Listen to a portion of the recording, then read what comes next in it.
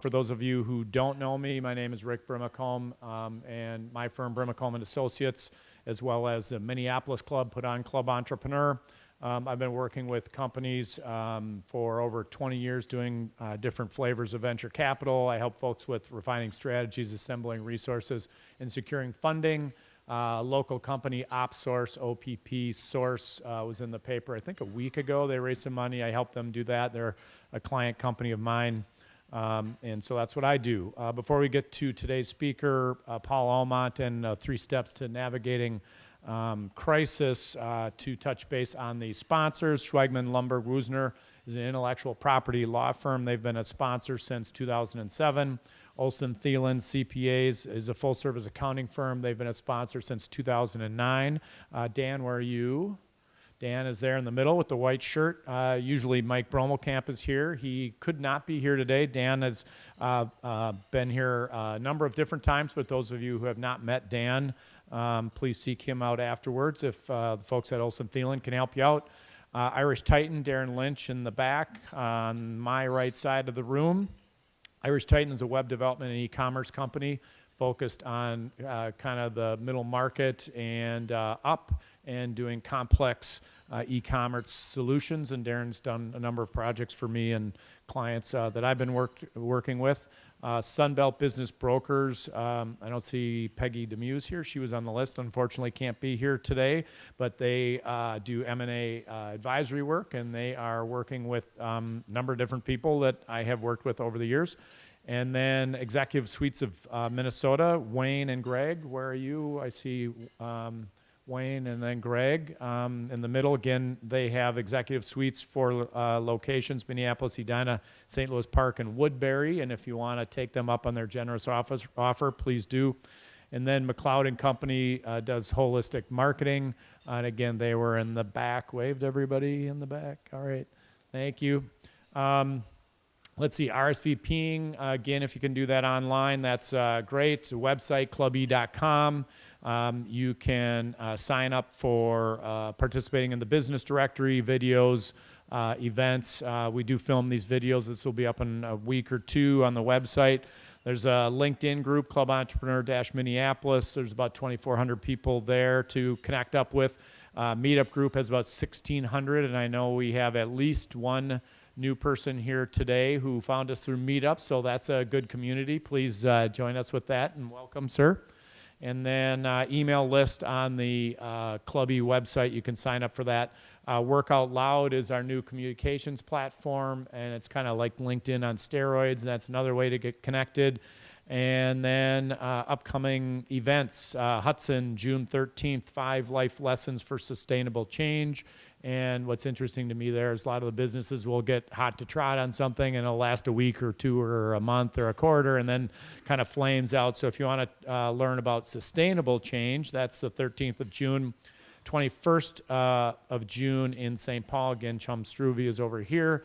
Has millennials and mindful consumption, and I think that's going to be a great one. Not that they all aren't great, but that one's going to be really good because what's happening in the consumer realm is changing a lot based on the demographics, and Neely Timinga will be talking about millennials and how they're more mindful with their consumption. And then we're going to have some summer vacation, July and August. We're going to take off. However, Darren Lynch and I and the folks at Olson Thielen have been talking about doing kind of a summer event. So keep an eye out on just kind of a happy hour cocktail thing, no speakers or anything, just kind of a fun get-together, being outside for that. All right, so that gets to today's speaker, Paul Almont. 3 steps to navigating crisis. Paul's family and my family grew up in Southwest Minneapolis. I'd like to say I was a little younger than Paul, but I can't. So I just know a couple of his older brothers, and had interactions with the Almont family. So he comes from a great family. Paul's been doing communications, in particular crisis communications, for almost 30 years now. He looks way too young for that. So this is his specialty. He set out and started doing his own work with his own shop about 3.5 years ago. Let him tell you all a little bit more about his background, but he's definitely an expert in the crisis communication space. Had Paul on a panel, that was about a year ago. And I find this topic fascinating. And when we signed up to do this, I don't know, 5-6 months ago, had no idea that it would be almost a daily occurrence, that there would be a firestorm, whether it was business or politics or the economy or who knows what. And fascinating environment that we live in right now. And therefore, I'm very excited to introduce to you Paul Omont.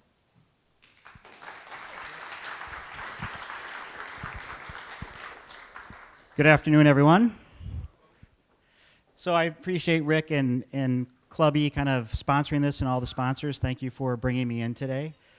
Let me just see a show of hands. Raise a hand if your company or your organization has never faced a crisis.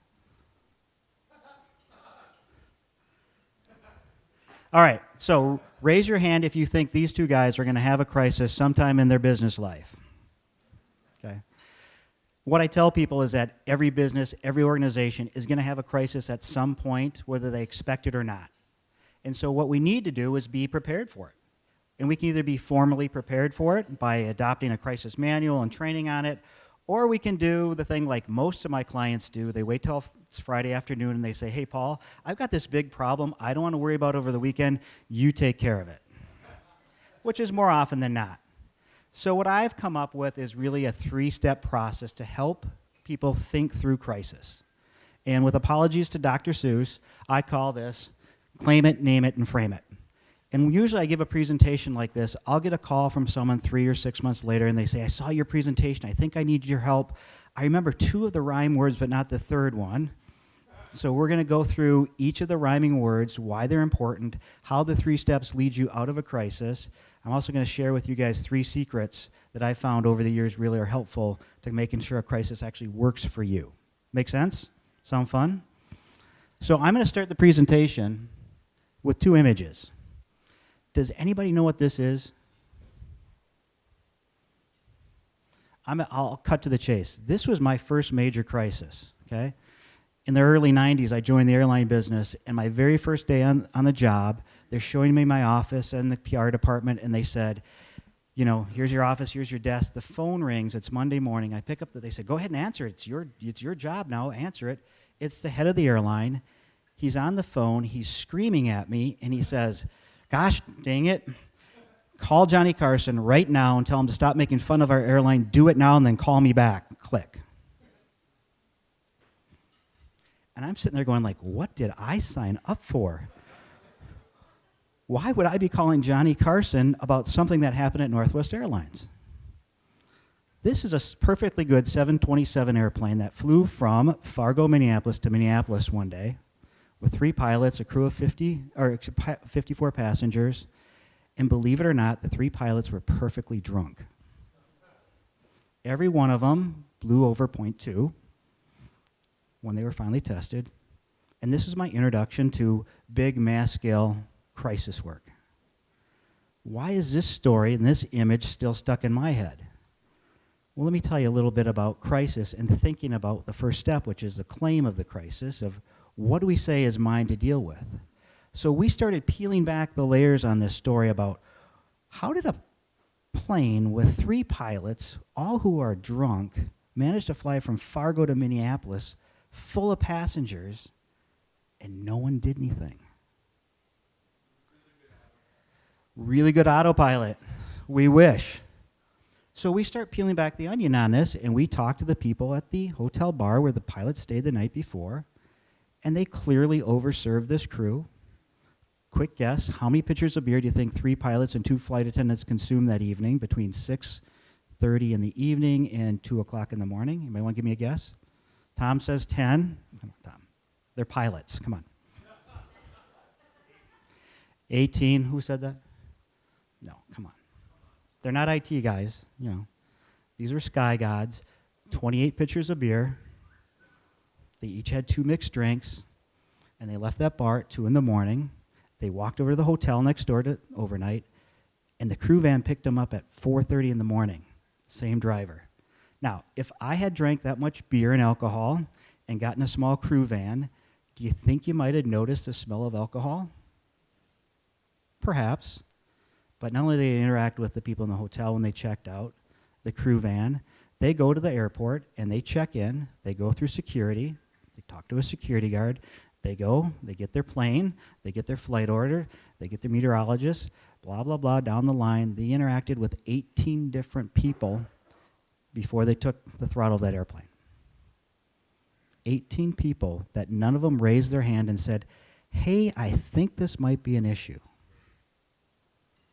What does that tell us about our organizations and our cultures that say, hey, maybe we've got to build a culture that says, I'm raising my hand and saying there's a problem here. I got to claim this crisis, okay?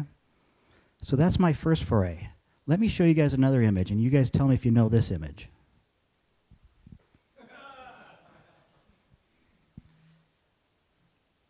This is the United flight, April 11th, and they took a passenger off the plane.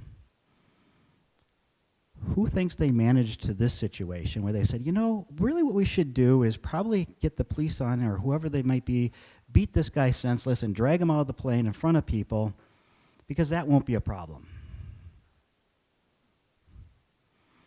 Think about that situation. Think about the Northwest situation. What do they both have in common? Airplanes, stressful situation, the stress of flying, perhaps.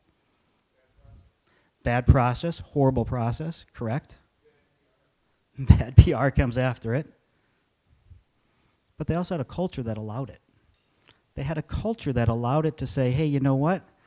I'm not really going to do anything. This isn't my job to worry about that. How many people on that plane, the pilot, first officer, did they do anything to stop that? When they have police come on their plane, typically protocol would be that you go oversee it. They didn't oversee it. Typically, you have a gate agent who's typically paid somewhere between $12 and $15 an hour making the decision to call the police. How many people were on this thing and said, finally, we're going to make this situation go to this super damaging, super bad PR that all could be avoided if someone would have raised their hand and said, this is an issue, I see an issue coming, we need to fix this, I need to claim the problem.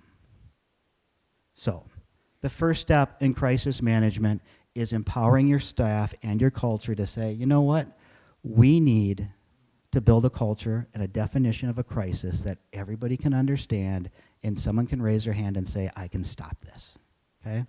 So we need to make the claim, and we better start with a common definition of a crisis. I like the top one the best because that spells it out pretty simple. A crisis is anything that can impact your business in a negative way, essentially. The second one's an easy one to say. Well, you know, when the S hits the fan, you know it's a crisis. But if all your people don't understand that part of it, of when it's my turn to say, hey, I need to put a stop to something, I see something coming, this is mine to deal with, you're never going to have that crisis avoided in the first place. I tell my clients, my smart clients anyways, the best work we do, you never see. Think about that for a minute.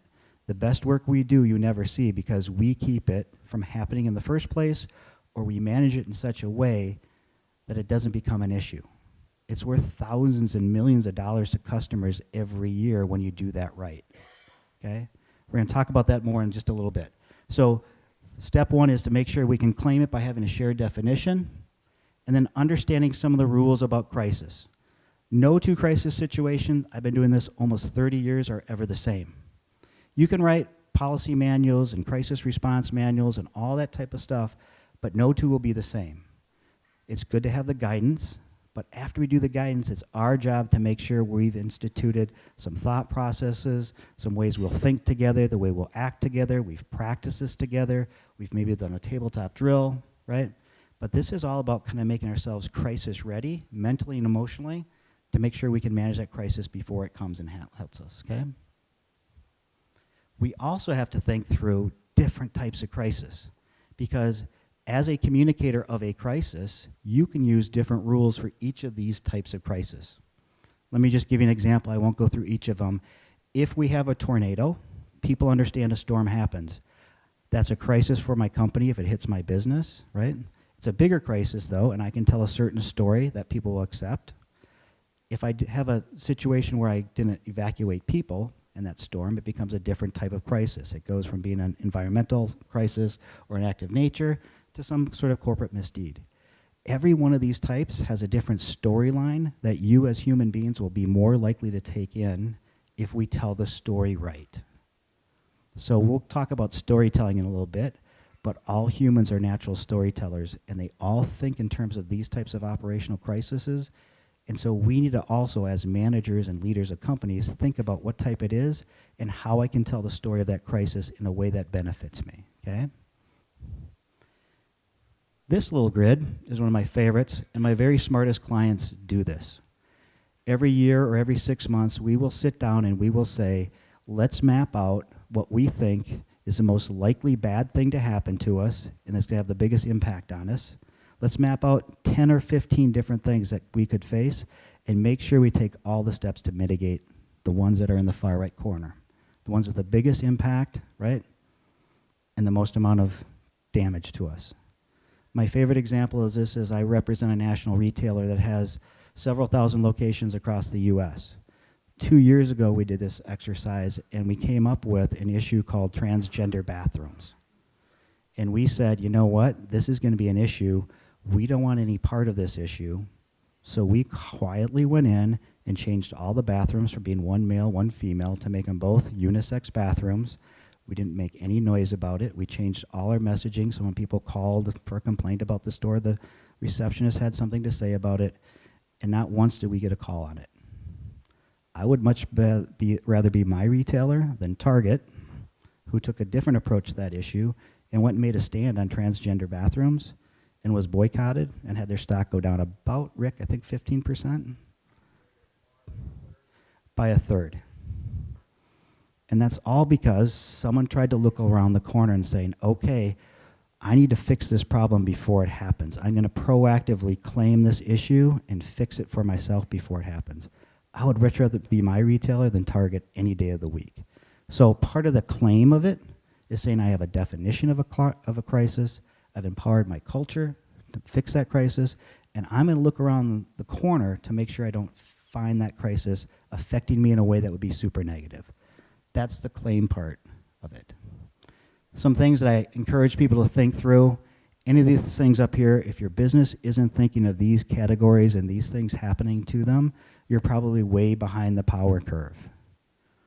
And you think, okay, not all crisis is a big bang, but you look at a company like ESPN that laid off 100 people. Their crisis is really changing viewership patterns, where people are cutting the cord, and people don't want to pay for a cable package, they never watch ESPN. Right? Think about that. That's their crisis. It's slow moving, but it's going to catch up with cable operators really fast. The average person, how many people here have cable TV with the ESPN package? Do you guys know you pay $80 a year to watch ESPN, average consumer? And people are finding that out, and they're going, I only watch that twice a year. It means I'm paying $40 every time I watch it. ESPN is being hit by that trend, that crisis, and how it plays out is that they haven't thought about fast enough how to reprogram and do something, because they haven't claimed that crisis, that issue, as something for them to manage. Smarter companies are always looking ahead, and they're using that simple 2x2 grid, or they're looking about categories like this and saying, how do I have to manage to these categories and these issues that might affect me? So, step one, the first rhyming word is claim it. We've got to make the decision that we are going to fix the crisis, we are going to fix the problem, it's ours to, and our culture will allow us to do that. We don't want these issues coming and hitting us, and the best companies will be doing this on a very proactive basis. Make sense? Everybody got the first rhyming word? Let's go to the second one. Oh, wait, there's a secret. Secret number one, I told you I was going to give you 3 secrets. I find this to be true. The companies that have a mission, vision, and value statement, and they live their mission, vision, and value during a crisis situation, they always do better in a crisis. Those that are true to who they say they are when times are tough are always the ones that come out the best. When I write a crisis manual for a client, page 1 is always their mission, vision, and value. You can't go look at the next page until you reviewed your mission, vision, and values and saying, you know what, when I manage this, I'm going to manage to the things people expect from me. People expect me to act this way. When I don't act according to my mission, vision, and values, I have a problem. Anybody ever think of an organization recently that hasn't lived its mission, vision, and values in a crisis situation? Wells Fargo, maybe. It's not in their vision statement to say, hey, let's sell out a product to people that they don't know they're buying it. They weren't exactly acting according to their values. And their problem has lingered for a long, long time. Companies that live their mission, vision, values always do better. Okay? Let's look at our second thing. This is when the people all scratch their head and they say, wait a minute. I get to name my crisis situation? I get to name what I call my situation. How many think you can actually name your crisis? A few of you, right? Let me show you how this works. Naming conventions surround us every day, right? Whether you think about it or not, certain things get named certain ways, and we as humans don't question them. Quick, name me an obscure office building in Washington, D.C. Who said Watergate? There you go. Why do you know the Watergate office building? There's 2,000 office buildings in Washington. Why do you know Watergate? You're in commercial real estate. But why did that crisis get named by Watergate and not by creepy guys breaking into the office of people to do things illegally, or the something else? It got named by the name of the building, and we all know the name Watergate since the early 70s. A naming convention got stuck with us. Quick, name me the middle name of the guy who shot JFK.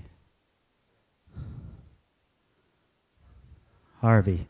Why do you know his middle name?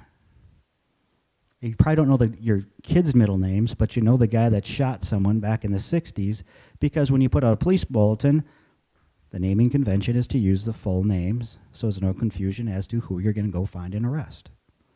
So we get to name things, and if we name it fast and first, people will accept the naming.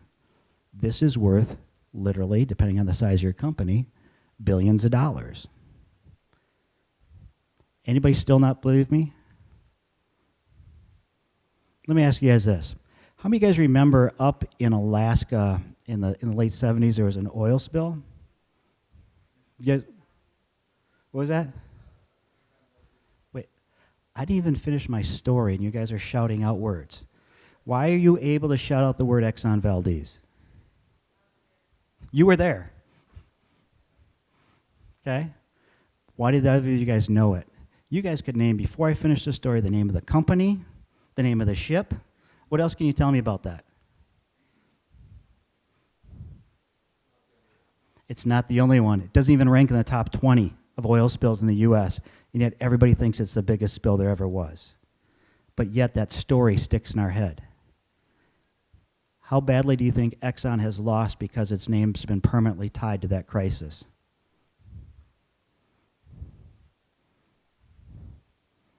Think about that. Let me show you how powerful this tool is. So I've got a present in my pocket here, so if you answer this time you can win a date with George. Look at all the entrepreneurs going, wow. So quick, in the late 70s, there was another possible incident in the energy sector that could have wiped out the east coast of the United States and made it uninhabitable.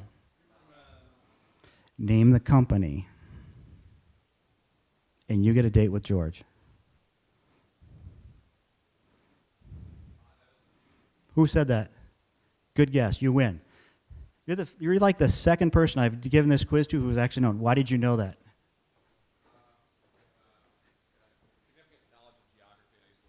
There you go. Most people don't assume Con Edison goes with it, and I'm going to show you the news clip, the first part of the news clip from that day, just so you can see. Whoops. Where did that go? The news from that day. And you watch how Walter Cronkite, and again, this is old, not once mentions the name of the company, but names it by location. The world has never known a day quite like today. It faced the considerable uncertainties and dangers of the worst nuclear power plant accident of the atomic age. And the horror tonight is that it could get much worse. It is not an atomic explosion that is feared. The experts say that is impossible. But the specter was raised of perhaps the next most serious kind of nuclear catastrophe, a massive release of radioactivity. The Nuclear Regulatory Commission cited that possibility with an announcement that, while it is not likely, the potential is there for the ultimate risk of a meltdown at the 3 Mile Island atomic power plant outside Harrisburg, Pennsylvania. Robert Shackney reports from Washington. Now, I'm not going to go through 28 minutes of a newscast, but not once does any newscast on that day mention that company's name.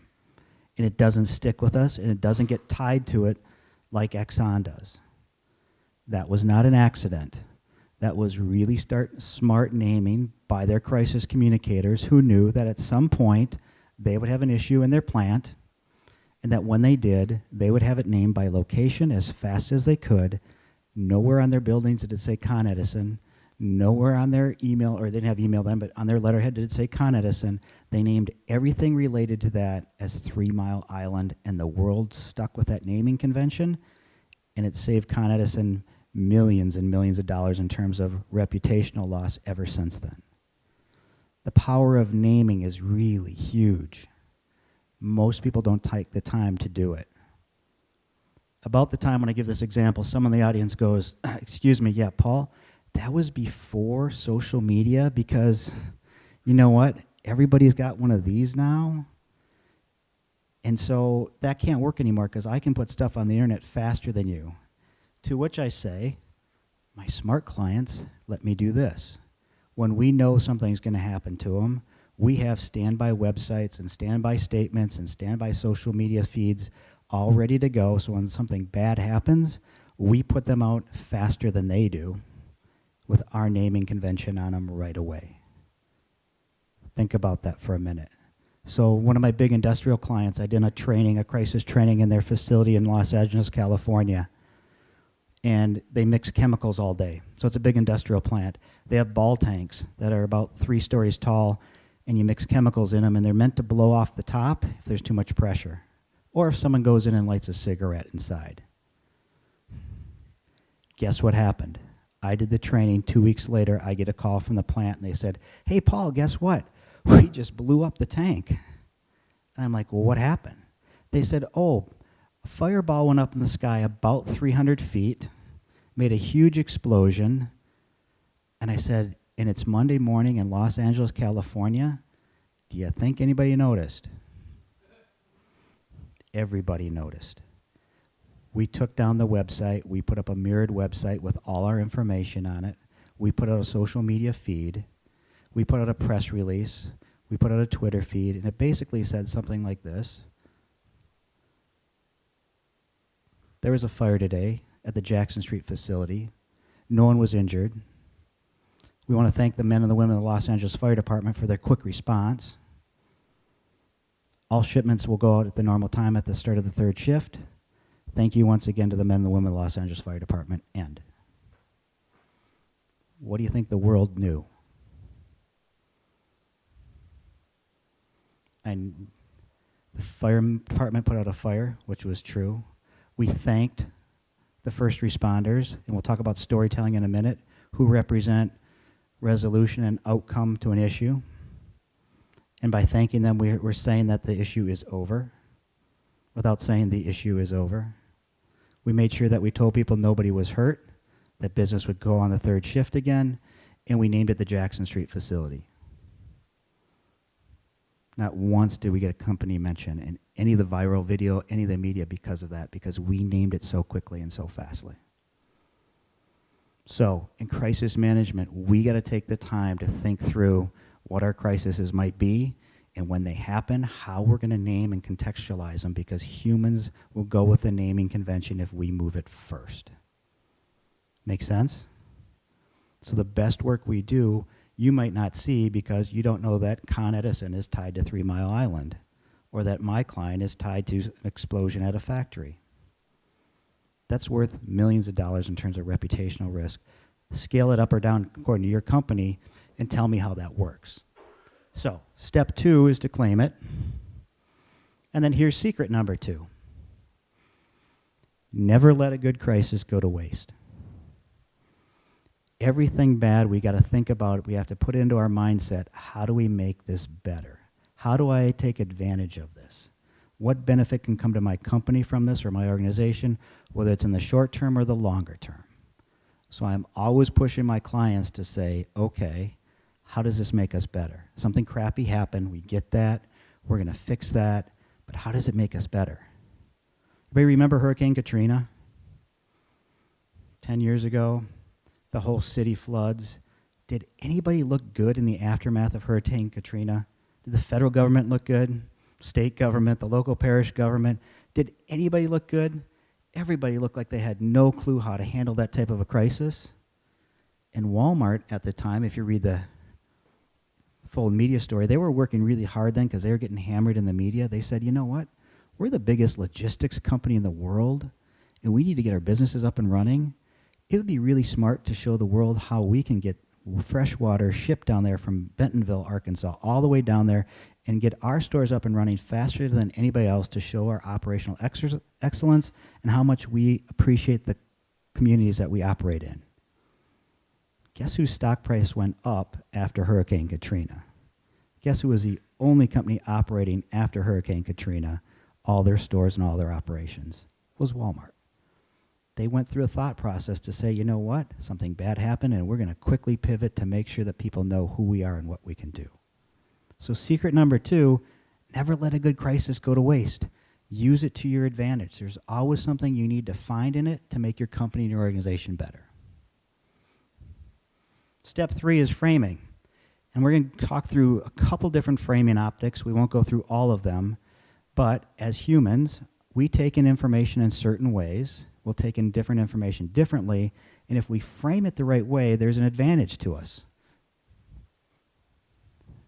The easiest one, the smartest one, is storytelling. Storytelling is as old as humans. And basically, we tend to think in stories. If you think about the steps in stories, there's 5 steps, right? There's scene setting, rising action, conflict, resolution, and outcome. Most people like to get to resolution and outcome sooner rather than later. It's our job as communicators to do this both verbally and non-verbally, and I'll show you 2 videos that kind of highlight the way we can do this. But the conflict stage, right there, is where we don't want to live. We want to push through the conflict as fast as we can so we can go back to the new normal. You guys remember the Gulf oil spill? Day after day of watching video of oil spilling from the bottom of the ocean. And BP was living, oh my God, my crisis is never going to end. It was months and months of that. And so Fox News and CNN would bring me on as an expert and say, as a communicator, what should they do?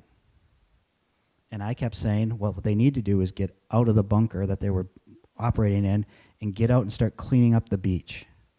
And clean up the beach alongside of other kind of first responder looking people in the Red Cross uniforms maybe. Why would I suggest that? Because I'm pushing you out of thinking about the conflict, the issue that's going on, and what it could look like when it's fixed, the resolution and the outcome. And every day they would have me on, this funny thing would happen. I'd be on after some other expert would get on and they'd say, I know how to fix that leak. The first guy I was on right after him, he said, you know, here's what you need to do. We're going to build a giant funnel down to the floor of the ocean, and we're going to shoot golf balls into it to seal up the hole, because you need little bits of things to seal up the hole. And then I had to come on after that guy. 2 days later, I'm on, and I get on after a guy who says, the golf ball guy was an idiot. Golf balls were much too small. We need to take car bodies and bus bodies and crush them up and dump them down that funnel and seal that hole. And I had to follow that, which was awesome. 2 days later, I'm back on again with a guy who says, funnel guys are idiots. We need to take a nuclear warhead, shoot it down to the floor of the ocean. It'll explode and seal that hole just like new. Never minding that what happened with all the nuclear stuff floating through the ocean. I had to go after that guy and talk about how they need to do this. What were those 3 guys representing? Uncertainty and conflict. How many experts do you think there are in the world that know how to seal an oil leak at the bottom of the ocean? Well, as many as you're willing to pay, but probably about 5. There's probably like 5 people who know how to fix that problem, and the media kept trying to find someone to talk about it, and BP was silent on it because they had the experts. In the absence of resolving the conflict, they lived in conflict. There was no one to bring them through the next stage of the story. It didn't matter how good you're communicating if you weren't telling people how to explain a very tough topic like that. We think in stories. The faster you get people to think about resolution outcome, the faster your crisis is resolved in their minds, no matter how you do it, whether it's verbally, visually, or in written, okay? The second thing we have to remember in terms of framing is this little thing. We call it message primacy, or the first liar always wins. The faster I move my message, the more likely you are to believe it. Because if I tell Wayne something, it's like that telephone game you played as a kid. If I tell Wayne something, and the guy next to him then says, hey, let me tell you something else, he's got to disprove what I said. He's more likely to stay believing what I told him than what he told him.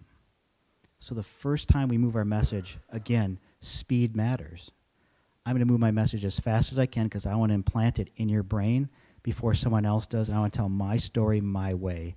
I don't want someone else telling my story. So in terms of framing optics, we typically talk about, I want to get message primacy before someone else tells my story. It's a powerful tool. And then we want to consider this one. And this is the one that my clients struggle with the most, because this tells us something about, you know what, I might have to actually talk to someone who's had a tough situation. Message proximity tells us this, or audience proximity tells me that people that are most directly affected by a crisis should get the most personal type of communication possible. Those that are least affected by the crisis can get communications channels that are less personal. How does this play out? This is the CEO who has a worker die on the job and says, oh, don't worry, I'll send an email to the surviving family members. Believe it or not, that's the type of response I get, and I say, no, you're going to go meet with those people in person because audience proximity tells me they were directly affected. They want a person in front of them. So we always have to scale the channels we use based on the type of victims that we have in whatever crisis we may have. The more personal we make it to people in terms of a personalized or in-person channel, the better off we are with people who are directly affected. This one was always tough. This is one that usually trips up most of my clients. And I explain it to them, and I show them an example. They go, okay, fine, I will go do this in person. I'm going to show you 2 videos of this and show you exactly how it plays out in real life. We also have to consider what we call diffusion theory. So those in the marketing world are pretty familiar with this term. But this kind of gets back to people explaining how to fix an oil spill. Because if you don't know it, you can't go through diffusion theory. And if I can't make you diffuse enough on a topic, you're never going to understand it. What this tells me is that if I can't explain my situation at a 5th grade reading level, I'm probably not doing my job very well. I've got to make sure that my audience goes through all the steps of diffusion if they're ever going to believe me or at least try on my ideas. So diffusion theory is something I typically have to work with clients. So my big industrial clients, we will take really complex chemical design type stuff and make it really simple on the website so we can explain it.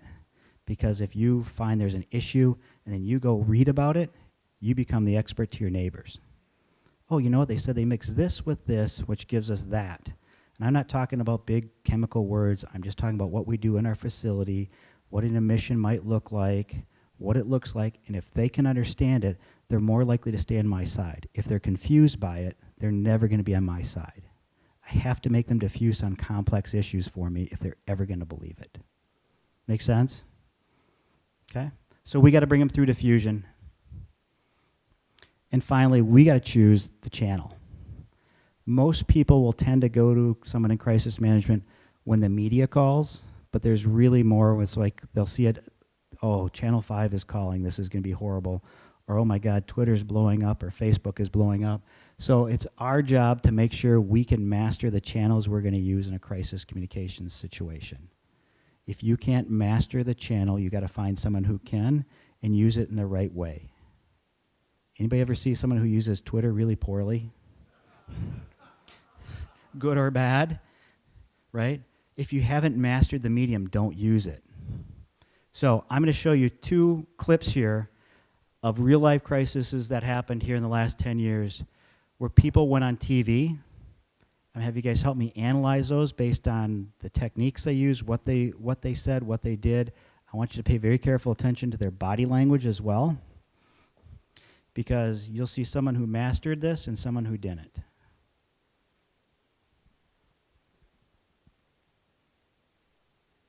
The families and you, so that you would have the truth. You want to report the truth. I haven't met many journalists that don't. But you've got to be careful in situations like this who you seek out for the truth. Because Associated Press, to some extent, Fox have not done that. Murray, can you help us understand better the type of work the men were doing there? There have been some reports of this retreat mining. Can you tell us what kind of work they were doing there and how that differs from this retreat mining? And can you explain those? Number one, I wish you would take the word retreat mining out of your vocabulary. Those were words invented by David McAteer, both guards who are lackeys for the United Mine Workers and officials at the United Mine Workers that would like to organize this coal mine. You people don't understand that. I'm telling you that. That's a fact. Retreat mining had absolutely nothing to do with the disaster that had happened here, nor was there any retreat mining happening at the time of the disaster. And I really am not going to respond to this retreat mining anymore, because it is invented by people who have motives that want to damage Murray Energy, Utah American, and the United States coal industry for their own motives. You weren't told this in the previous disasters last year in America, but now, journalists, I'm telling you how it really is. All right. So is that the good example or the bad example, do you think? What did you guys notice about that, his ability to manage a press conference and be on TV? He's angry? He's defensive? He's segregated himself. You guys, you people, you don't understand this?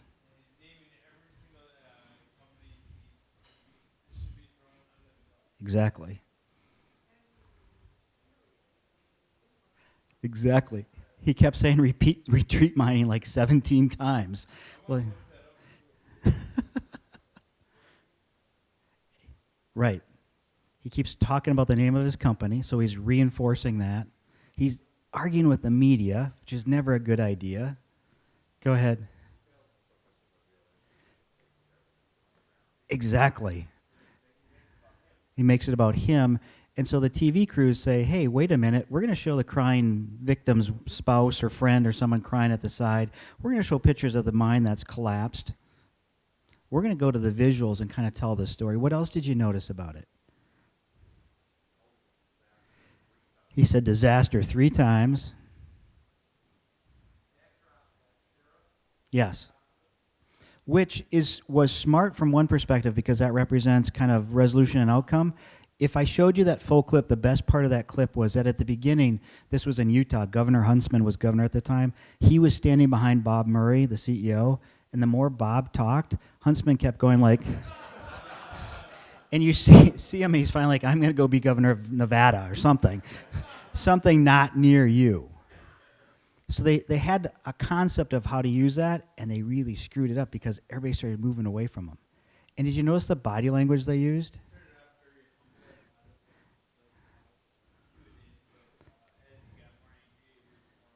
He got more boisterous. Do you see they did 2 poses, right?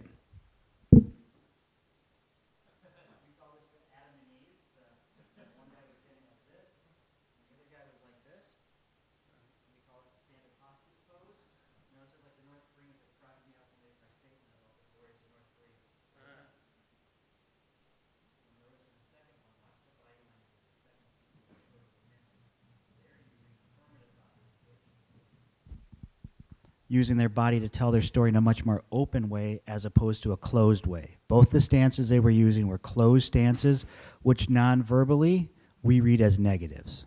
Okay? Watch this next clip. Now, before I show you this clip, let me just ask a question of you guys. If you guys all at this table here lived in one neighborhood, and I blew up all your houses, okay, just imagine that. You guys don't care because I just blew up their houses. Would you guys be mad at me? He's like, you haven't seen my house, but sure, right? You guys would probably be mad if I blew up your house, correct? If I was the CEO of the company that blew up your house, you might have a bit of anger or something towards me in the preceding time, the first time you see me. I'm going to show you how Chris Johns at Pacific Gas and Electric, where'd my thing go, handled this same situation. So here's the setup.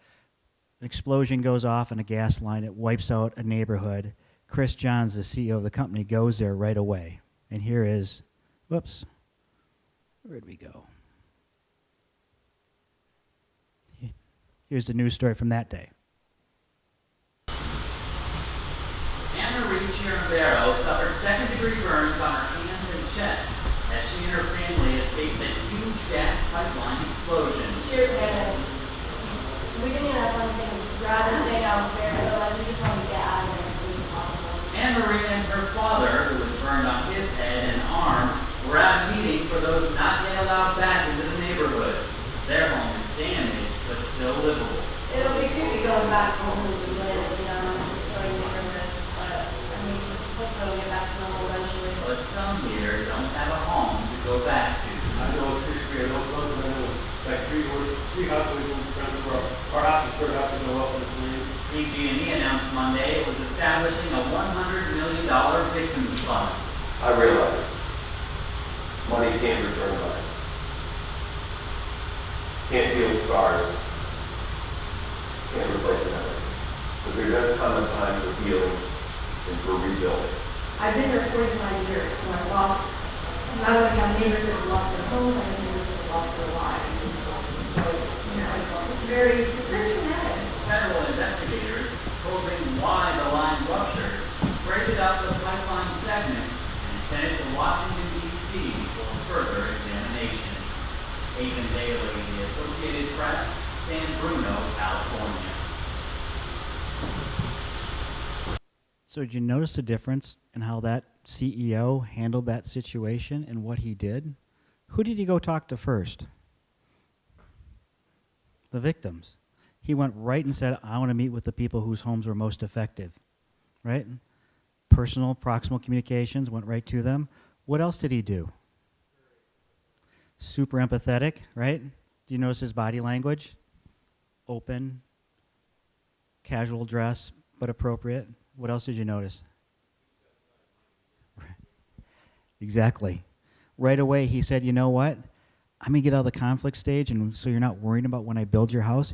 Here's $100 million you can access, and your house is still smoldering. I'm going to say there's a fund ready for you guys, so you're not in that conflict stage. What did Anne Marie, the first person, talk to? What was she talking about? Rebuilding. Her house is still, her dad's head is still smoldering, you know, he's still burning. And she's going, it'll be weird to go back and live in a new neighborhood, but it'll be okay. How fast did they get them through that crisis situation? They pushed the storytelling so fast, they said, you know what? We're not going to wait for someone to say, hey, you got to come in and rebuild my houses. We know a bad thing's going to happen. We're going to have that fund set up. You can access it. You can talk to the CEO, and we'll talk about what your new house is going to look like right away. All that stuff goes, and you go to resolution and outcome right away. Yes, sir. They don't. Exactly. They take responsibility right away. So PG&E's approach is one that says, hey, you know what? When bad things happen, we're not going to wait for the government report to come out or the lawyers to chase us down or whatever it means. We know it's going to cost us a chunk of money. We're just going to go ahead and spend that chunk of money and worry about it later. BP could have done the same thing in their spill, but there's still people fighting with BP over cleanup costs today. PG&E said, here's your fund, right away, access it. Cheryl, did you notice how he was holding his hand when he spoke? His hand, his body language was all open architecture, very calming, as opposed to someone who's closed off. And so you see how leadership plays into that. Anybody notice anything else in that clip? That's how you master television. What he did that day was not an accident. That was straight out of their crisis management plan. What he wore, how he spoke, when he spoke, who he spoke to first, was all planned out in advance. Was there a hand up over there? No. He was talking to the victims. Right. The first line was the victims. So, secret number 3 is this. You, as leaders of your companies, you play a critical role in how any crisis is going to be handled. People watch everything you do in a crisis situation. They're watching what you say. They're watching your nonverbal, your verbal, how well you live your values. They're watching every little thing to say whether they agree with the way you're handling this or you're not. And the people that handle the crisis the better are typically the people that have practice kind of going through this and know how to handle it and know how they're going to physically, mentally, and emotionally react to it. So secret number 3 is that you guys play a huge role in a crisis situation in making it better for your company or your organization by the way you handle it quickly and emotionally and what your nonverbals say. And with that, I will wrap up the 3 steps and throw it to Rick for Q&A if we have time. But remember this, 3 steps. Claim it, say it's yours to deal with, name it in a way that works for you, and then frame it using techniques to tell your story quickly in a way that gets you through the crisis faster than you would think you could. Thank you very much.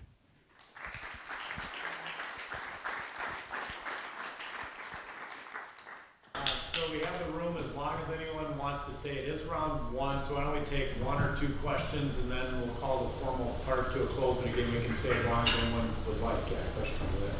What was the significance of setting up a separate website? I didn't quite catch that. So typically when we have a crisis situation, we will take down our existing site and put up a separate one that looks almost exactly the same but has all our messaging in it. So right away, rather than rewrite everything, we'll have like we'd have a fire and explosion, whatever we wanted to use it. We put up the new site with new visuals, where to go for Red Cross, where to go for anything else, all the information that we had pre-populated. So when you first went to it, you weren't hunting and pecking it. So it's that message, move your message first. The first thing you see then is what we want you to see. Yes, sir. Every pharma company kills someone every day. What do you hear about it? Well, what type of company? Pharmaceutical. Pharmaceutical. Right. Somebody dies every day. Exactly. Right. And so we have a lot of that. And so typically with med tech, I do a lot of work with med tech companies that do implants and stuff, and an implant goes wrong. How do you deal with that? We usually develop protocols that are very human-centric. Typically a CEO is going to go talk to someone. Someone in person is going to go out to that house and offer whatever our package of offer is, and we do it really quick. You'd be surprised the big organizations in town that have adopted policies like that. What it does is by doing it faster, people think, oh, that's going to drive up my costs. It actually brings your insurance costs down because you do that and you move them through it faster. And so they don't go to the media, correct. We don't want them to go to the media. Questions? Any other ones? Okay, so I'll give you the last one. There were a couple of people who submitted questions electronically.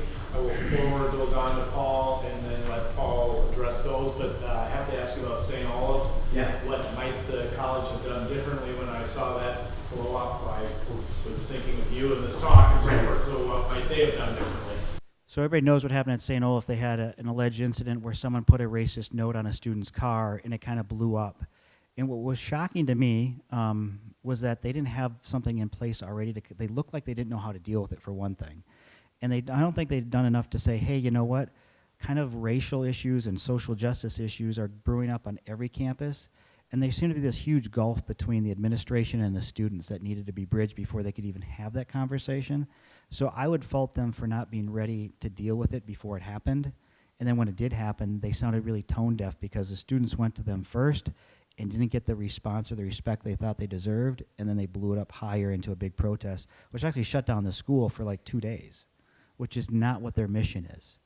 And so they really didn't handle it right in that first instant, I don't think, at all. And every organization, every educational one should expect to have that type of incident on their campus. Sorry to say. Yes, thank you. Thank you, everyone.